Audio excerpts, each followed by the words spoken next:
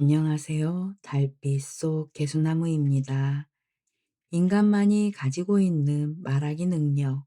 하지만 요즘 얼굴을 마주하고 대화하는 것을 꺼리거나 부담스러워하는 이들이 적지 않죠.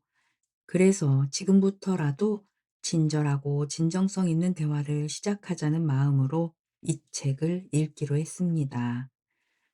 달님들, 우리 시작해봐요. 센스쟁이 대화를.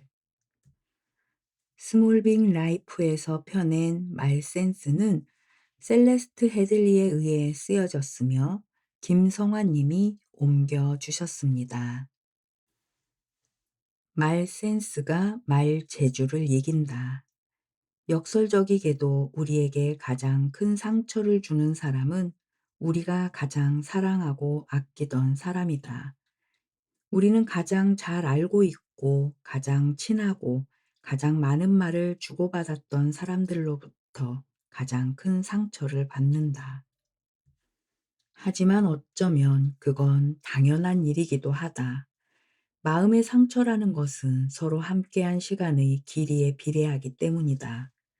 그래서 함께하지도 않았고 잘 알지도 못하는 사람에 대해서는 그가 악행을 저질러도 아무런 상처를 받지 않지만 오랫동안 친하게 지냈고 많은 대화를 나눴던 사람으로부터는 약간의 비틀린 말만으로도 그게 상처를 받는다.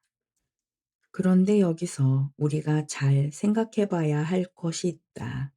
우리가 진실로 아끼고 사랑하던 사람에 대해 우리는 얼마나 잘 알고 있는 것일까? 니콜러스 애플리라는 심리학자도 그것이 궁금했는지 직접 사람들을 대상으로 실험을 해보았다. 6년 이상 함께한 부부를 대상으로 서로에 대해 얼마나 잘 알고 있는지 테스트 해본 것이다. 애플리는 실험에 참여한 부부들에게 파트너에 대해 얼마나 잘 알고 있는지 10가지 질문을 던졌다. 그리고 점수를 보여주기 전에 자신들의 점수가 얼마나 될지 물어보았다. 부부들은 서로가 적어도 10가지 중에 최소한 8가지는 맞췄을 것이라고 확신했다. 하지만 그들이 실제로 맞힌 것은 4개에 불과했다. 부부 사이뿐이겠는가? 우리는 가족, 친구, 직장 동료와의 관계에서도 똑같은 착각을 한다. 그래서 대화를 나눌 때에도 그와 똑같은 착각이 작동한다.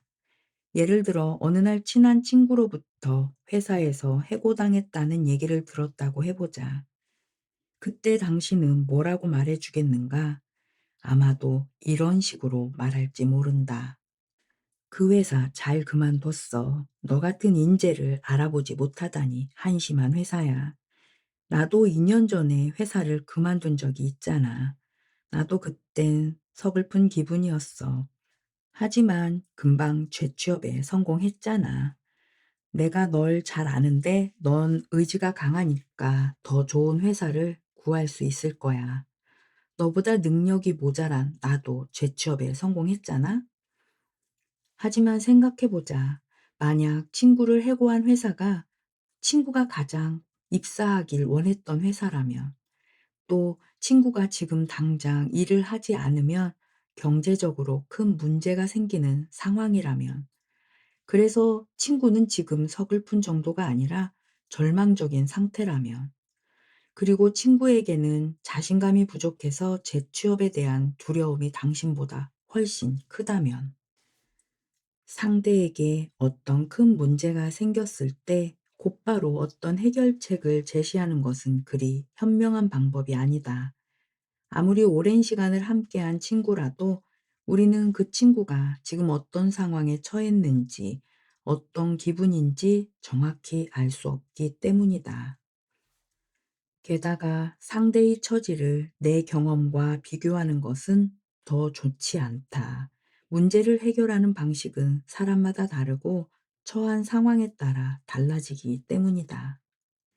그렇다면 어떻게 하는 것이 좋을까? 진심 어린 대화와 관련하여 수없이 고민하고 연구했던 내 경험을 예로 들자면 이렇다. 나는 이혼 절차를 밟고 있던 친구와 긴 대화를 나눈 적이 있다. 친구와 나는 전화기를 들고 40분 동안이나 이야기를 나눴는데 통화가 끝날 무렵 친구가 나에게 말했다. 조언 고마워. 네 덕분에 문제가 조금 해결된 것 같아. 그 말을 듣고 나는 많이 놀랐다. 사실 나는 거의 아무 말도 하지 않고 듣기만 했기 때문이다. 조언이라니? 내가 한 말이라고는 힘들었겠구나. 참 안타깝다. 와 같은 몇 마디 말뿐이었다. 40분 동안 내가 말한 시간은 채 1분도 되지 않았다. 대화란 주고받는 것이다. 하지만 그 주고받는 것이 꼭 말이어야 할 필요는 없다. 많은 전문가들이 대화 능력을 키우기 위해서 이런저런 대화 스킬을 배워야 한다고 말하지만 실제 대화에서는 그런 것들이 그다지 중요하지 않다. 예를 들어 화술에 관한 책을 읽다 보면 상대와 눈을 마주쳐라, 흥미로운 주제들을 준비하라, 들은 내용을 되풀이하면서 호응해줘라 라는 말들이 나온다. 혹시 화법에 대한 책을 읽고 이런 스킬들을 대화에 적용해 본 적이 있는가? 아마 있다 해도 기억이 잘 나지 않을 것이다. 대화를 나누다 보면 스킬 같은 것은 금세 잊어버린다. 대화에서 스킬이 결정적 요소가 아니라는 건 똑똑한 사람들과의 대화에서 더 분명하게 알 수 있다. 당신은 가끔 무척 말도 잘하고 똑똑하다고 평가받는 사람들과 대화를 나눠본 적이 있을 것이다. 그들은 아는 것도 많고 매우 논리적이며 말도 유창하다. 그런데 그들과의 대화가 즐거웠는가? 아마도 그렇지 못했을 것이다. 왜? 그런 사람들은 자기가 하고 싶은 말에만 집중할 뿐 내 얘기를 경청해 주지는 않기 때문이다. 소통에서 가장 중요한 것은 공감이다. 그런데 그 공감이 말재주나 말솜씨가 뛰어나다고 생겨나는 것은 아니다. 상황에 따라 단 한마디 말 혹은 진심 어린 표정만으로도 얼마든지 공감은 가능하고 어떤 경우엔 아무 말 없이 계속해서 들어주는 것만으로도 충분하다. 우리가 알고 있는 소통의 달인들은 의외로 말솜씨가 유창하지 않는 경우가 많다. 그들의 말은 절제돼 있고 과도한 제스처도 사용하지 않는다. 당신에게 훌륭한 조언이나 충고를 해줬던 사람들을 떠올려 보자. 그 사람은 당신의 어머니일 수도 있고, 애인일 수도 있고, 동료이거나 친구일 수도 있다. 그런데 과연 그들이 당신에게 조언이나 충고를 할 때 유창한 말솜씨로 당신을 위로하고 어루만졌던가? 아마도 아닐 것이다. 그들은 오히려 가만히 당신의 말에 귀 기울이는 것으로 당신의 마음을 편안하게 해 주었을 것이다. 그래서 내가 이 책에서 주로 들려주고자 하는 것은 말을 잘하기 위한 스킬이 아니라 소통을 잘하기 위한 원칙들이다. 이 원칙들은 지켜도 되고 안 지켜도 그만인 것들이 아니라 어떤 상황에서도 어떤 상대와도 반드시 지켜야 하는 것들이다. 인터넷과 SNS의 발달로 우리의 인간관계는 이전보다 훨씬 다양해지고 폭넓어졌지만 역설적이게도 우리의 소통 능력은 오히려 더욱 퇴화하고 외로움은 더 커지고 있다. 사람들은 SNS에 익숙해진 나머지 누군가와 대면해서 대화하는 것은 물론이고 전화로 얘기를 나누는 것조차도 두려워한다. 심지어 사랑 고백이나 이별 인사조차도 간단히 문자로 이루어지는 세상이다. 사람들이 끊임없이 스피치 학원을 찾고 대화법 책이 계속해서 팔리는 것도 어쩌면 이런 이유 때문이다. 스마트폰과 SNS 때문에 서로 간에 과시적이고 일방적인 소통만을 하다 보니 직접 대면에서는 어떻게 말하고 들어주어야 하는지 잊어버린 것이다. 하지만 대화 스킬을 배우는 것만으로는 우리의 인간관계가 깊어지고 확장되기는 힘들다. 지금 당신에게 필요한 것은 말재주의 향상이 아니라 말센스의 향상이다. 말센스란 적재적소에 필요한 말을 필요한 만큼만 하는 것이다. 그것은 또 내가 말하고자 하는 욕구를 잠시 내려놓은 다음 상대를 바라보고 들어주는 것이며 상대가 진심으로 하고 싶은 말을 끌어내는 것이다. 대화를 나눌 때 사람들은 어디까지 말을 해야 할지 확신이 서지 않고 상대가 어떻게 받아들일지 두렵기도 하기 때문에 하고 싶은 말을 다 하지는 못한다. 말 센스가 필요한 것은 바로 이 지점이다. 말 센스는 경청하고 질문하고 공감하고 배려함으로써 상대가 하고 싶었던 말, 망설이던 말, 감춰두었던 말이 드러나도록 하는 것이다. 나의 본심을 전달하면서도 누군가의 진심을 제대로 알고 싶다면 말하기보다는 들어주고 재촉하기보다는 기다려주고 논쟁하기보다는 공감하는 것이 필요하다. 이것이야말로 진정한 의미의 말 센스다. 사람들이 서로에 대해 잘 알고 있다고 착각한다는 사실을 밝혀낸 니콜러스 애플리는 이렇게 결론을 내렸다.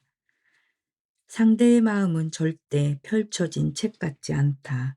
서로를 더 잘 이해하는 비결은 상대의 입장을 해석하는 능력이 아니라 상대가 자신의 마음을 솔직하게 털어놓을 수 있도록 공들여 관계를 맺는 것이다.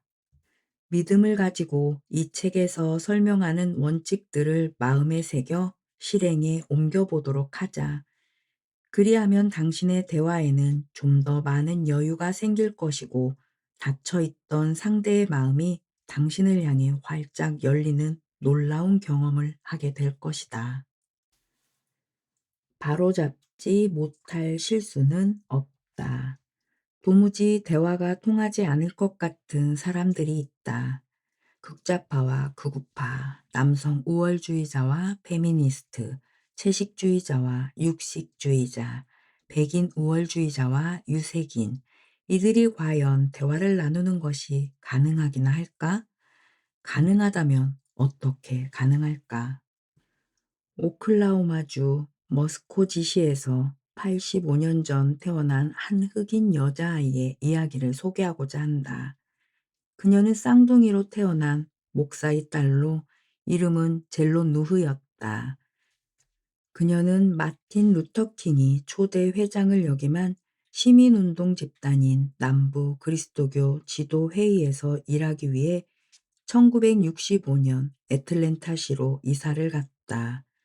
젤로 누흐는 킹 박사와 긴밀하게 협력했고 그의 아내인 코레타와도 친한 친구가 되었다.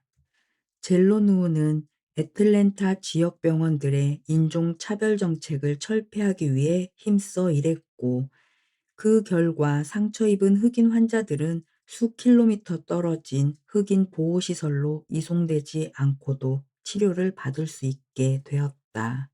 그녀의 공로는 애틀랜타의 시장이었던 이반 앨런 주니어에게 알려졌고 앨런은 그녀를 모델 시티즈 프로그램의 리더로 임명했다.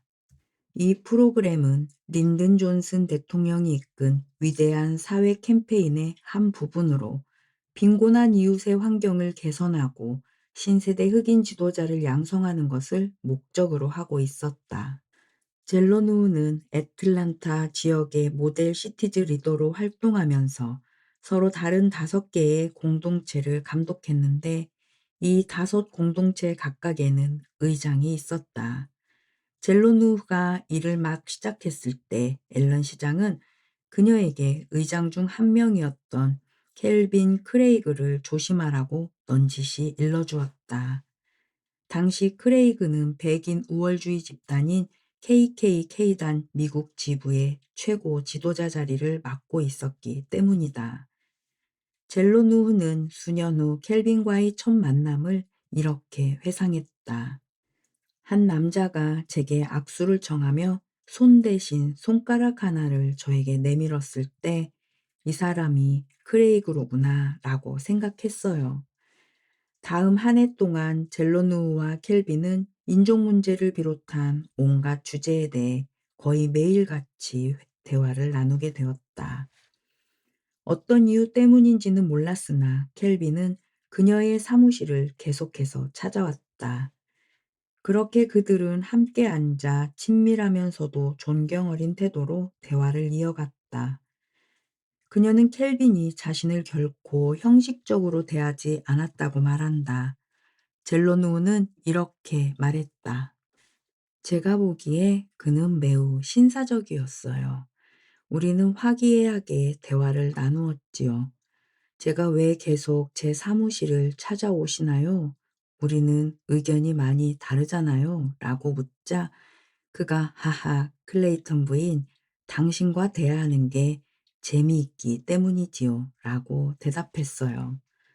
두 사람이 그토록 자주 대화를 나누었다는 사실을 알지 못했던 사람들은 켈빈이 1968년 4월 기자회견을 열어 KKK단을 떠난다고 발표했을 때 깜짝 놀랐다. 그는 앞으로 자신의 삶을 흑인과 백인이 하나가 되어 어깨를 나란히 맞대고 설 수 있는 미국을 건설하는 데 헌신하겠다고 말했다. 대부분의 이야기가 그렇듯 이 이야기도 사실은 보기보다 사정이 복잡하다. 크레이그는 결국 KKK단에 재합류했다가 수년 후 다시 그만두기도 했다. 하지만 젤로누가 대화를 통해 그를 인종주의에서 벗어나도록 도왔다고 말하는 것은 결코 과장이 아니다. 켈빈 자신도 자기가 태도를 바꾼 것이 그녀 덕이란 점을 인정했고 켈빈에 따른 43년 후 젤로누를 만나게 해달라고 간청해왔다. 젤로누와 만났을 때 그녀는 이렇게 말했다. 당신에게 깊은 감사를 드리기 위해 이 자리에 왔습니다.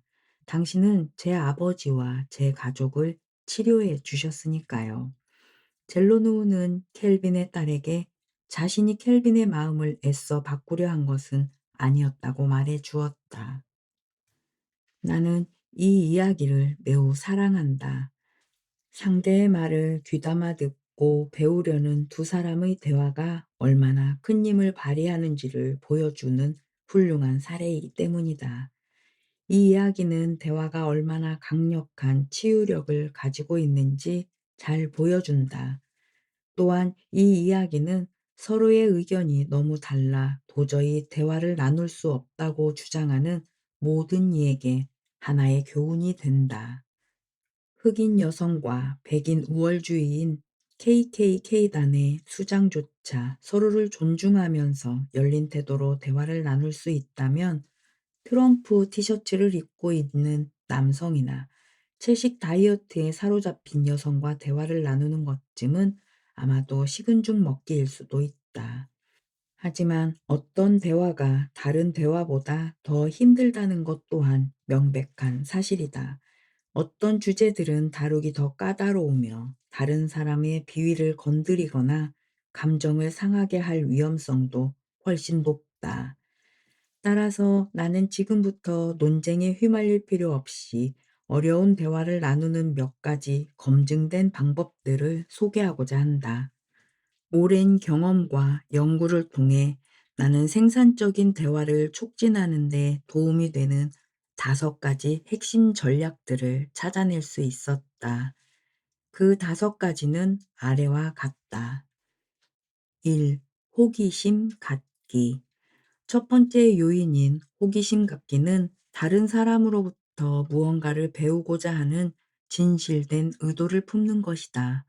젤로누는 켈빈과 대화하면서 켈빈을 설득하거나 그의 잘못을 입증하려는 의도를 품지 않았다. 대신 그녀는 켈빈이 그런 신념을 갖게 된 배경이 무엇인지, 자신의 존재를 위협하는 입장을 지지하는 그 사람이 대체 어떤 사람인지 알고자 하는 욕구를 품었다. 2016년 CIA 비밀 공작부 요원이었던 아마릴리스 폭스는 방송국과 다소 논란의 여지가 있는 인터뷰를 진행한 바 있다.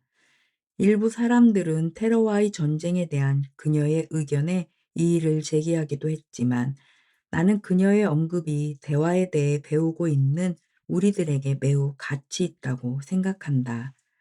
폭스는 CIA 요원으로 활동하는 동안 테러리스트나 극단주의자들과 어떻게 대화할 수 있었는지에 대해 이렇게 말했다. 모든 사람은 자신이 선하다고 믿습니다. 적의 무장을 해제하는 진정한 방법은 단 하나, 그들의 말에 귀를 기울이는 것 뿐이지요. 그들이 말을 잘 들어보면, 그리고 당신이 그들의 이야기에 진정으로 귀를 기울일 만큼 용감하다면, 당신은 자신이 그들처럼 살았을 경우 그들과 같은 선택을 내렸을지도 모른다는 점을 이해하게 될 것입니다. 폭스는 당신이 동의하지 않는 사람을 좋은 사람이라고 믿어야 한다고 주장한 것은 아니다. 그녀는 단지 상대가 자기 자신을 어떻게 바라보는지 이해하는 것이 상대와 소통하는 데 도움이 된다는 사실을 말한 것이다. 그녀는 상대방의 가치를 형성한 문화와 사건, 관계들에 관심을 가져보라고 한 것이다. 그리고 당신이 그들과 같은 환경에 노출되었을 경우 당신의 생각이 어떤 영향을 받았을지 한번 고민해 보라는 것이다. 2. 편견 검토하기. 폭스의 말에는 우리 자신의 편견을 검토하라는 의미도 포함되어 있다. 그렇게 하려면 우리 자신을 다른 사람의 입장에 놓아보아야 한다. 내 자신의 편견을 없애는 또 다른 방법은 상대가 말하는 것에 내가 동의하는지 안 하는지 끊임없이 판단하고자 하는 충동에 저항하는 것이다. 누군가에게 귀를 기울이는 것은 그들에게 동의하는 것과는 다르다. 듣기의 목적은 1차적으로 이해하는 것이지 그 사람의 생각이 나와 같은지 다른지 판단하는 것이 아니다.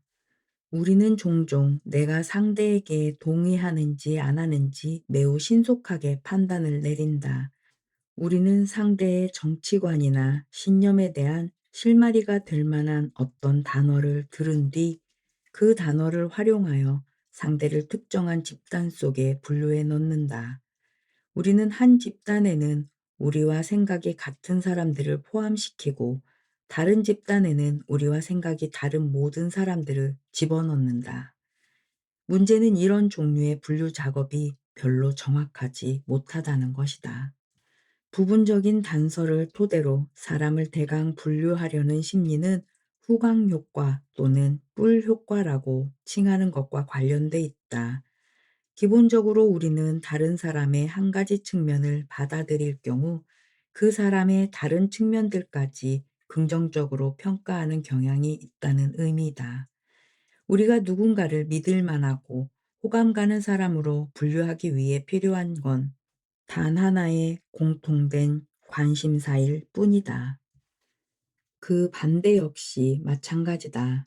상대의 겉모습이나 의견, 지위 등을 받아들일 수 없는 경우 우리는 그 사람의 다른 모든 측면을 부정하는 경향이 있다. 예컨대 누군가가 내가 좋아하지 않는 사람을 좋아한다고 할 경우 우리는 그 사람에 대한 호감도가 급격히 떨어진다. 또 아무리 성격이 좋은 사람일지라도 인상이 우락부락하다면 아예 다가가지 않을 가능성이 크다. 그런데 아이러니한 것은 우리가 상대에 대해서는 편견을 가지고 있을 거라고 생각하면서 정작 자기 자신은 그런 편견에 지배를 받지 않는다고 생각한다는 것이다. 하지만 진실은 이것이다. 모든 사람이 편견을 갖는다. 편견이라는 것이 모두 그릇된 것은 아니다. 편견이란 어느 정도까지는 필수적 생존 수단이다. 편견은 생존을 위해 그리 복잡한 세상을 보다 빠르게 이해하기 위해 생겨난 것이기도 하다. 물론 인종주의자와 같은 편견은 결코 용인될 수 있는 것이 아니지만 인종주의를 근절하기 바란다면 우리는 그 편견의 뿌리를 먼저 이해해야만 한다. 인종에 대한 편견은 그 인종에 관한 고정관념을 형성할 때, 즉 우리가 이 사람은 나쁘다, 그러므로 이 사람이 속한 인종의 모든 구성원들은 나쁘다라고 생각할 때 시작된다. 하지만 인종에 대해서만 그럴까?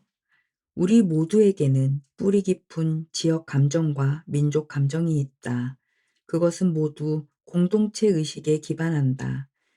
우리는 모두 한두 가지 이상의 공동체에 소속돼 있으며 자신의 공동체에 소속되지 않은 사람에 대해서는 경계심을 가지고 있다. 이러한 경계심은 생존 본능이라는 점에서 자연스러운 것이다. 우리의 편견이나 고정관념은 과거사에만 뿌리를 둔 것이 아니다.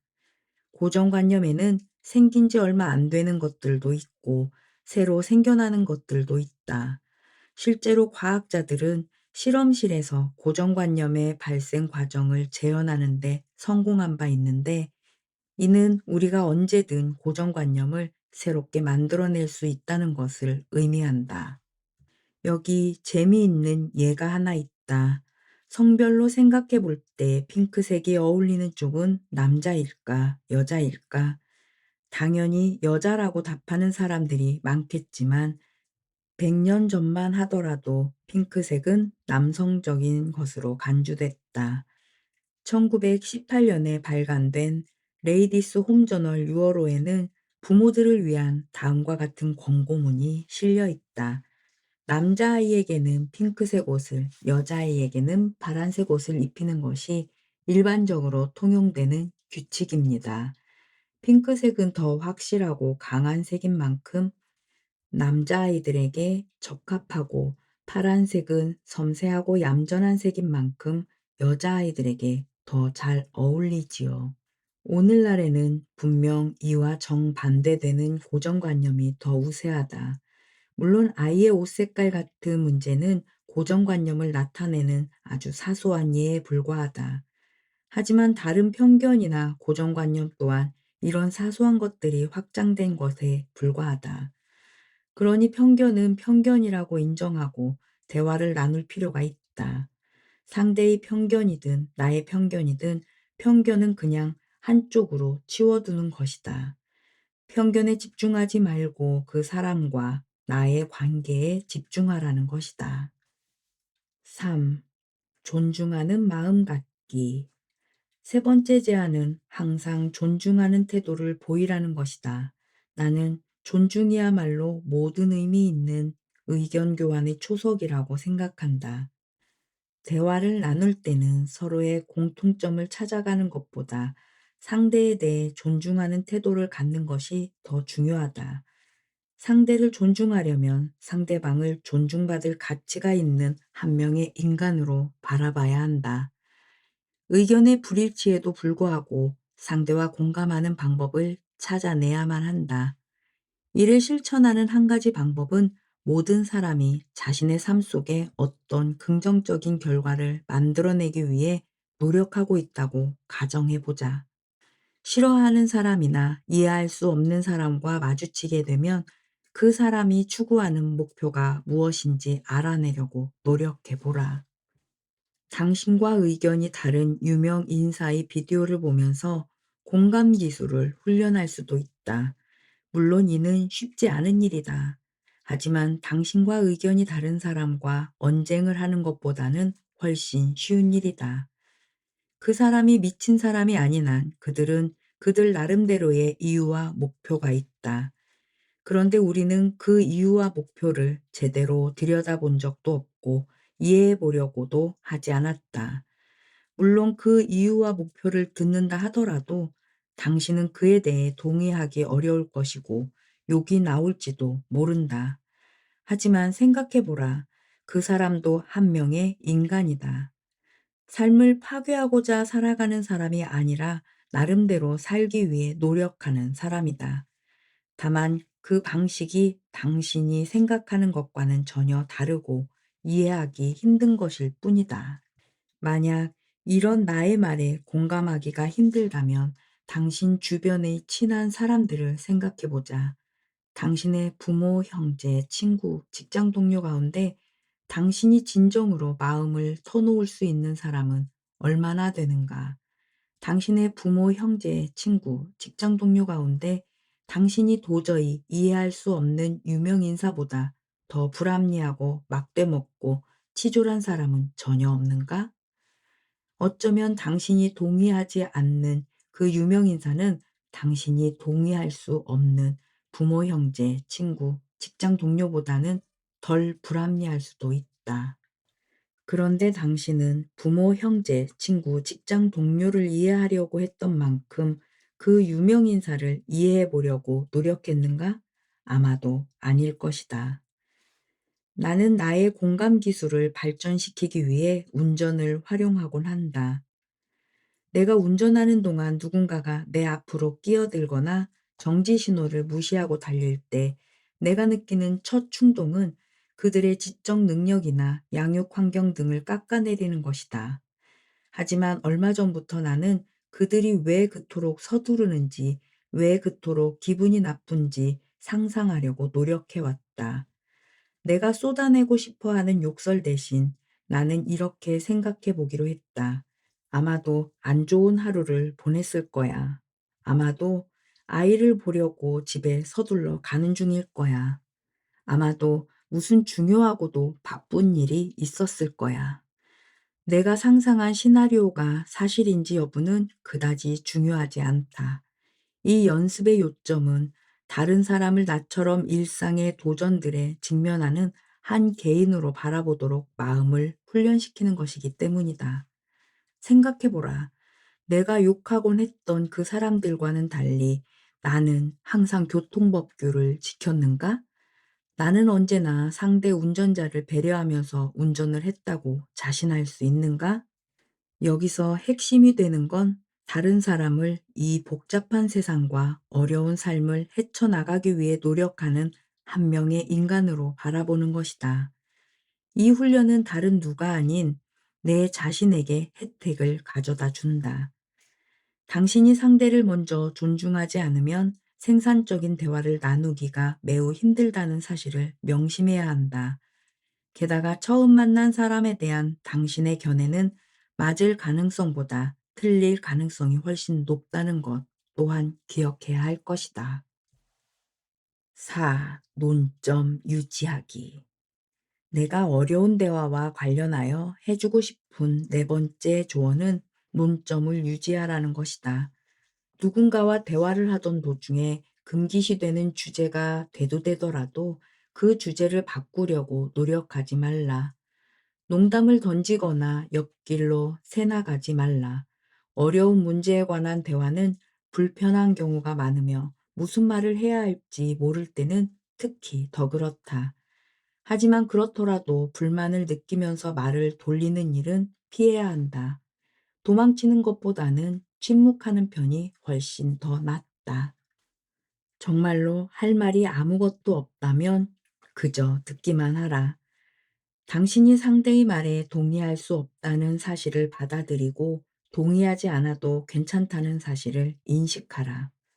모든 대화가 공감이나 포옹으로 마무리되는 것은 아니다. 자기 생각을 그대로 유지하면서 다른 사람이 무슨 생각을 하는지 배우는 것만으로도 충분한 경우가 많다. 그러니 대화 과정을 그저 즐기려고 노력해 보라. 5. 잘 마무리하기.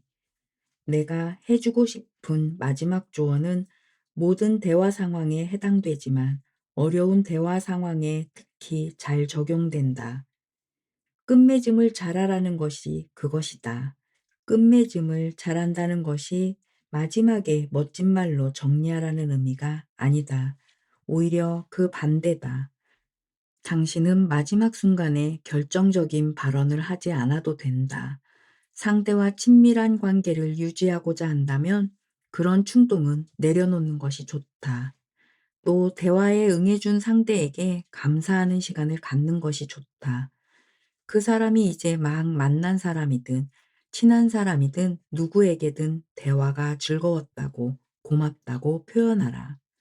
다른 누군가에게 정치나 종교에 관한 의견을 피력하는 것은 불편하고 겁나는 일일 수 있으므로 그들이 내준 시간과 그들이 보여준 개방성에 감사를 표하는 것이 당연하다. 친근하고 품위 있는 태도로 대화를 마무리 짓는다면 당신은 앞으로의 대화를 위한 훌륭한 발판을 마련하게 된 것이다.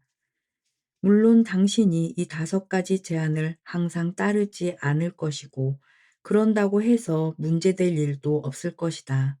나는 당신이 완벽한 달변가가 되길 기대하지 않으며 나 역시 그 수준에 한참 못 미친다.